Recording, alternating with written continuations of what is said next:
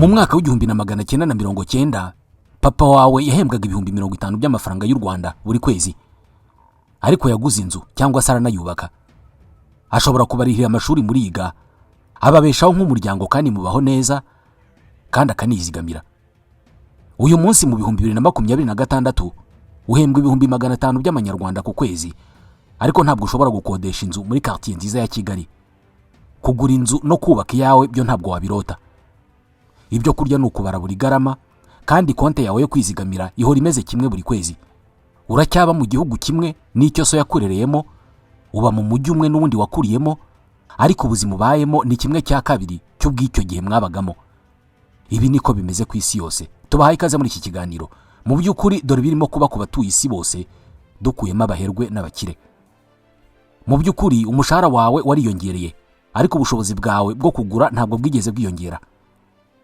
Mu 1990 gukodesha inzu nziza y'umuryango muri Kigali byari ibihumbi biri hagati ya 5 n'10 by'amanyarwanda.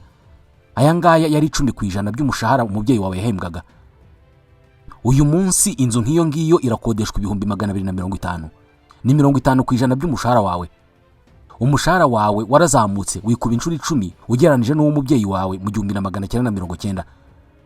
Ubukode bw'inzu bwo bwikubye inshuro 50 ugeranije n'ubwo mu 1990. Imibare ntabwo iri mu ruhande rwawe.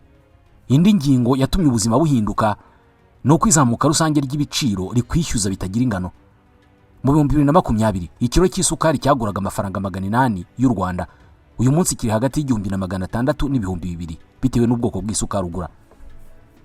Mu 1990 bw'ikiro cy'isukari cyagurwaga amafaranga ari hagati ya 80 n'ijana, bivuze ko kikubye inshuro 20. Ikindi gitandukanye imibereho yawe n'iy'ababyeyi bawe bakoreye amafaranga mu 1990 nuko bo babanzaga kuzigama mbere bakabona gukoresha amafaranga. Uyu munsi ubwoko bw'ubukungu tubamo bwubatse ku buryo ubanza kurya ukazigama ibyasigaye, kandi je nawe turabizi ko inshuro nyinshi nta bisigara. Banki nyinshi ntabwo ziduha inguzanyo gusa, ahubwo ziduha ubwoko bw'imibereho tudashobora kwigondera. Babyita financial freedom, aho badushishikariza kurya mbere tukazaba twishyura nyuma. Mu myaka ya kera mu rugo hakoraga umuntu umwe wenyine ari uhembwa akabeshaho umuryango wose. Uyu munsi imishahara yabaye ibiri mu rugo, ariko imibereho yabaye mibi cyane. Birasa naho twiruka ku muvuduko ukubye inshuro 2 uwo twirukagaho mu 1990. Umusaruro wabyo ukaba kugumaho turi, ntituvaho turi. Ndabasuhuje, nitwa Ismael Mwanafunzi. Ntabwo ukennye kubera ko muri uku kwezi wanyoye ikawa waguze ibihumbi 2. Oya, ukennye kubera ko inzu ubamo uyikodesha kimwe cya kabiri cy'umushahara wawe. Muri iki kiganiro ntabwo tugiye kuvuga ku mibare, tugiye kuvuga ku buryo iyo umuntu amaze igihe kinini aba mu bibazo bya mikoro cyangwa se ubukene bimugiraho ingaruka mu mitekerereze, bigatuma no gukira kwe bigorana. Hari igitabo cyitwa Scarcity, Why Having Too Little Means So Much, cyanditswe n'abanditsi babiri, Sendhil Mullainathan wigisha isomo ry'ubukungu muri kaminuza ya Harvard, undi akaba Eldar Shafir, ni umwarimu wigisha iyiga mitekerereze muri Princeton University. Bakoze ubushakashatsi ku birebana n'ubukene ndetse n'ingaruka bugira, atari iz'imibereho gusa ahubwo ingaruka zo mu mutwe n'imitekerereze. Aha niho bavumburiye ko ingaruka z'ubukene ku mitekerereze y'umuntu wabaye mu bukene igihe kinini zituma arushaho kuba umukene. Bemeza ko ibi ngibi biri no mu mpamvu abakene bakomeza gukena, abakire bagakira cyane. Reka ibi tubivugeho. Ubu twamaze kubibona twese, kubera guhenda kwa mazutu na essence ntabwo tuzatungurwa no kubona mu minsi mike igiye kuza mu mihanda hazaba hasigayemo imodoka nke cyane za Kia, Hyundai, hybride z'amoko atandukanye n'izindi nke cyane. Izi zizasigara mu mihanda ni iz'abamenye Auto Korea Maintenance Limited, ikigo cy'inzobere mu gusuzuma no kwita kuri systeme zigize imodoka, ku buryo litiro 8 za mazutu wazikoresha mu birometero 100, naho litiro 7 za essence zikora mu birometero 100 cyangwa se hejuru yabyo. Auto Korea Maintenance Limited ni abahanga bagufasha mu gihe ufite imodoka y'amashanyarazi, bazobereye cyane kandi mu gusubiza ku murongo imodoka zose zakoze impanuka, kandi bakikurikiranira ibijyanye na assurance. Wowe uzaba gusubiza imodoka yawe imeze nk'ari nshya, bayisubiza agaciro kayo yahoranye. Zaba iza Kia, Hyundai, full electric na hybride. Abagira ibibazo ku mihanda imodoka ikaba yakuzimiraho, bagukorera dépannage ku buryo imodoka yawe bayikurikirana mu gihe gito. Abafite imodoka zikoresha mazutu muri Auto Korea Maintenance Limited bazikorera maintenance bakoresheje imashini zabugenewe, batiriwe bafungura imodoka, ubundi imodoka igatangira kunywa bike cyane. Ibi igiciro kibikomoka kuri petrol kirabidutegeka twese. ni n'abahanga cyane mu gusuzuma no gukora neza imodoka z'amashanyarazi. Abarimo kuzigura ntimugire impungenge, nimubagane ku mashami yabo i Gikondo mu mujyi wa Kigali n'i Nyamata mu Bugesera. Bahamagare cyangwa bandikire kuri 0782 20 60 54. Auto Korea Maintenance Limited niyo makiriro imodoka zacu zisigaranye. Twese dutekereza ko ikinyuranyo cy'amikoro hagati y'abakire n'abakene gituruka ku bintu byo hanze, nko kuba abakire baba bafite ubushobozi n'ubwenge bwo gushora imari mu bintu byunguka kandi by'igihe kirekire. Kuba abakire baba bafite ubushobozi bwo kohereza abana babo mu mashuri meza bakiga ibintu bizabakiza kandi bakaba bashobora kugera ku mahirwe atandukanye abyara inyungu abakene badashobora kugeraho. Gusa mu gitabo Scarcity aba banditsi bagaragaza ko ibi byose nari maze kuvuga bikora ari ugutuma abakire barushaho gukira, abakene bakarushaho gukena.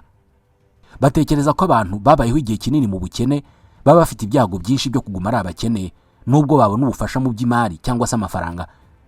Bemeza ko ibi biterwa n'uko imyumvire y'aba bantu ndetse n'ibyemezo bafata n'ubundi birangira bibataye mu gihombo. Ubukene bavuga hano ariko ntabwo ari ubwo kubura ibintu cyangwa se ubutunzi gusa. Hano harimo no kubura igihe, ubwenge ndetse n'ubumenyi. Bagaragaza ko abantu bamwe bakena atari ukubura amafaranga gusa, ahubwo ari no kubura uburyo bwo guhura no gukorana n'abandi bantu bashobora no kubagirira akamaro. Gukurira mu muryango wifashije cyangwa se w'abakire ntabwo biguha kuba mu nzu nziza gusa cyangwa se kurya ibyo ushaka igihe cyose ubishakiye gusa. Binaguha icyizere, biguha ibitekerezo birimo umutekano, ibitekerezo bituma ubona ko ejo ari heza. Ubukene bw'icyo bugukorera ni ukugusunikira mu bitekerezo by'uko uri mu mutego kandi ko nta cyizere cyo kuwusohokamo. Iyo kubaho biguhenda cyane, amafaranga make ubona ntabwo aba ashobora kukugeza ahandi hantu aho ariho hose usibye kugura ibintu by'ingenzi nk'ibyo kurya. Igitekerezo cyo gukora ikindi kintu kirenzaho kiba gisa n'ikidashoboka. Gutekereza imishinga yo mu myaka 10 ntibiba bishoboka. Kubihakana byagora uwo ari we wese. Imikorere y'ubwonko bwacu ifitanye isano ya hafi n'amafaranga, kandi ni hafi cyane. Amafaranga agira uruhare rukomeye cyane mu byemezo byinshi dufata kandi niyo agena uburyo ubuzima bwacu bugenda. Babara ko ubwonko bw'umuntu burangiza gukura ku myaka 25 y'amavuko. Ni gute rero ubukene bushobora kubangamira imikurire y'ubwonko bwawe? Umuryango Association for Psychological Science ni umuryango mpuzamahanga ushinzwe guteza imbere ibikorwa byose bya siyanse birebana n'imitekerereze, werutse gukora ubushakashatsi bise How Poverty Affects the Brain and Behavior, uburyo ubukene bugira ingaruka zikomeye ku bwonko n'imyitwarire. Bagaragaje ko imwe mu mpamvu zitera uruziga rw'ubukene, aho umuntu abyarwa n'umukene nawe akazakura ari umukene akazabyara undi mukene. Bagaragaje ko ari uko ubukene buba bufite ubushobozi bwo guhungabanya imitekerereze y'abantu ku buryo birangira bose badashoboye gufata ibyemezo bibakura mu bukene. Aba bashakashatsi bagaragaza ingaruka ziba ku bwonko zituruka ku kuba mu buzima aho ibyo ubona byose biba bidahagije. Amafaranga ubona akaba adahagije, ibyo kurya bikaba bidahagije, mbese nta kintu na kimwe ugira gihagije usibye ibibazo n'ubukene. Bagaragaza ko kuba mu bukene bibuza ubwonko bwo bubamo gusesengura neza amakuru bwakiriye.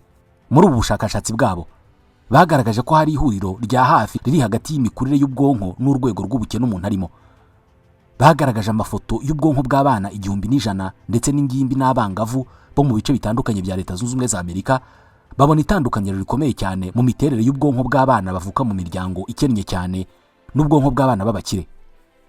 Babonye abana bavuka mu miryango yinjiza amadolari ari munsi y'ibihumbi 25 ku mwaka bafite ubwonko butoho 6% mu bice by'ubwonko bishinzwe ururimi no gufata ibyemezo, ugereranyije n'abana bavutse mu miryango yinjiza hejuru y'ibihumbi 150 by'amadolari buri mwaka. Ingaruka z'ubukene ku bwonko zitera umuhangayiko ukabije mu bwonko bw'umwana. Ingaruka zishobora guturuka ku kuba iwabo batuye mu nzu mbi cyangwa se kuba nta n'inzu babamo, baba hanze. Ingaruka zituruka ku kutarya indyo yuzuye, kutabona amafaranga y'ishuri n'ibindi. Ibi byose bishobora kwerekeza ku ngaruka zirimo umuhangayiko ukabije ku mwana, kutigirira icyizere mu buzima bwe bwose busigaye, cyangwa se bikanerekeza uwo mwana mu kugira imyitwarire yo guhohotera abandi. Banakoreye ubushakashatsi ku bana b'abakobwa b'abirabura 44 muri Leta Zunze Ubumwe za Amerika, bamwe baturuka mu miryango ikennye, abandi baturuka mu miryango ikize. Basanze ubwonko bw'abo bana bo mu miryango ikennye ari buto cyane mu ngano kurusha ubwabo mu miryango ikize. Abo bashakashatsi bagaragaje ko no ku mpinja iri tandukanyiro rishobora kugaragara. Uruhinja rwo mu bakire ruba rufite ubwonko butandukanye cyane n'uruhinja rwo mu bakene. Ibisa n'ibishimangira ko izi ngaruka zidaterwa no gutekereza gusa, ahubwo zituruka gusa kuba umuntu yavukiye nuko abamubyaye babayeho nuko batekereza. Noneho ubukene bukabije byo ni urundi rwego. Bavuga ko iyo wabaye mu bukene bukabije nko kubaho udafite aho urara, wenda uba ku muhanda, ingaruka zabyo zikomeza kugukurikirana nubwo wazakira nyuma. Ibibazo byo mu mutwe bituruka ku bukene biba bibi cyane noneho iyo umuntu ahuye n'umutego w'ubukene. Imitego y'ubukene ni ibikorwa byose bishobora gutuma umuntu aguma mu bukene cyangwa se akabusubiramo nubwo wenda yaba yaratomboye za miliyoni, ariko bikarangira n'ubundi asubiye muri bwa bukene. Tekereza niba uri umunyeshuri wiga muri kaminuza, kubw'amahirwe ukaba uvuka mu muryango ukize ku buryo ufite laptop cyangwa se indi mudasobwa igufasha kwiga neza no gukora ubushakashatsi kuri internet. Kuba ushobora gukora imyitozo ndetse no gukorera ubushakashatsi kuri internet ukoresheje mudasobwa yawe nk'umunyeshuri bigufasha gutsinda neza. Gutsinda neza bizagufasha kurangizanya amanota meza, ubundi uzabona akazi keza kaguhemba amafaranga menshi. Ibi ngibi bisobanuye ko uko wiga neza bitakugoye, uba urimo gukora ishoramari mu burezi bwawe, bikazagira inyungu ku ngano y'amafaranga uzakorera mu myaka igiye kuza.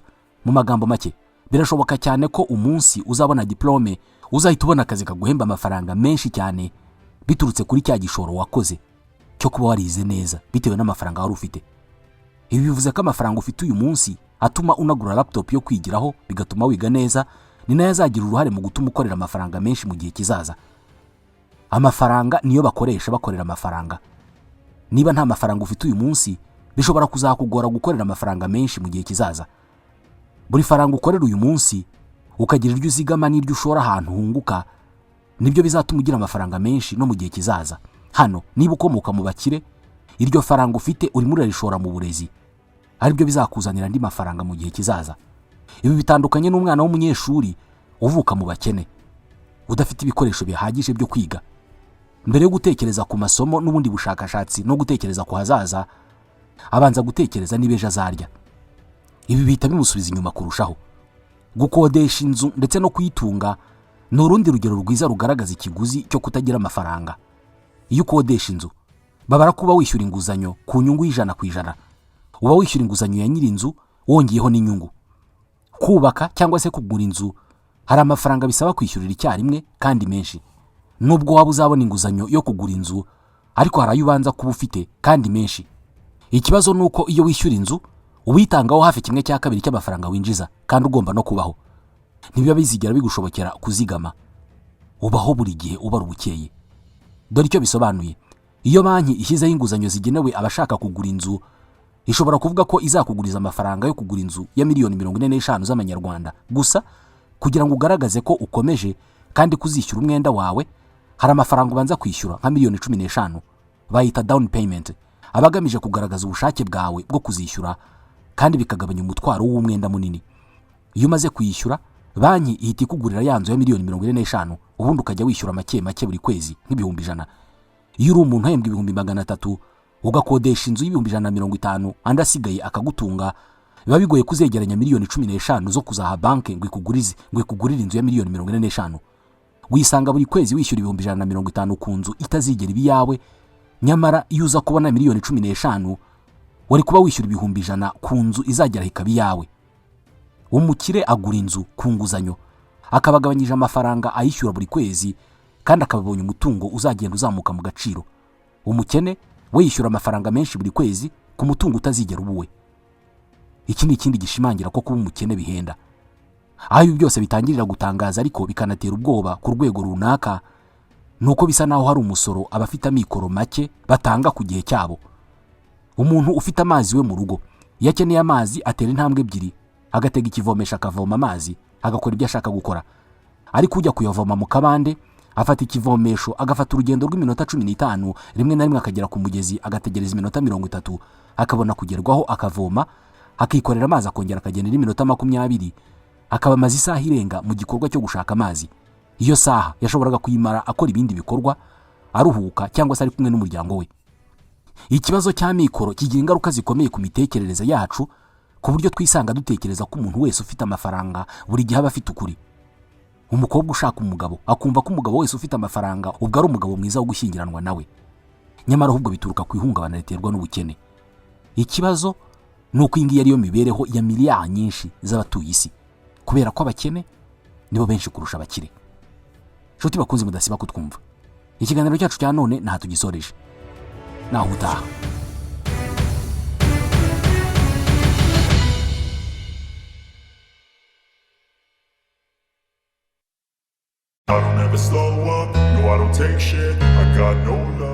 Niba utarabyitegereza neza uzabirebe.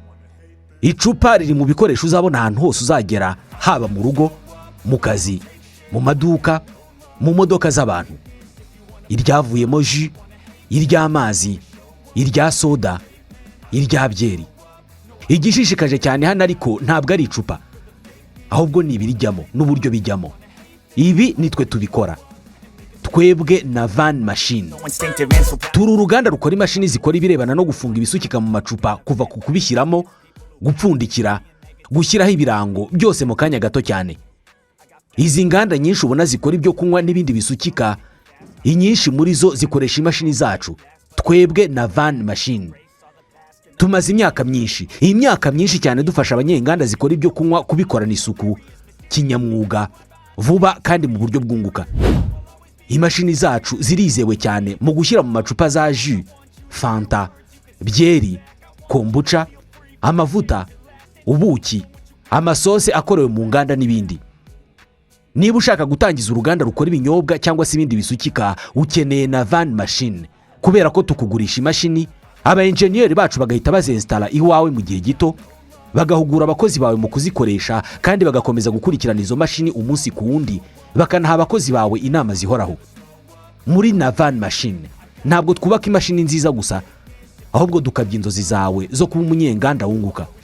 Duhamagare cyangwa twandikire kuri WhatsApp kuri iyi nimero, akamenyetso ko guteranya 250 78 38 38 080. Nimero yacu yo mu Bushinwa ni akamenyetso ko guteranya 86 15 60 15 63 990. Wanatwandikira email kuri info@navan_machine.com.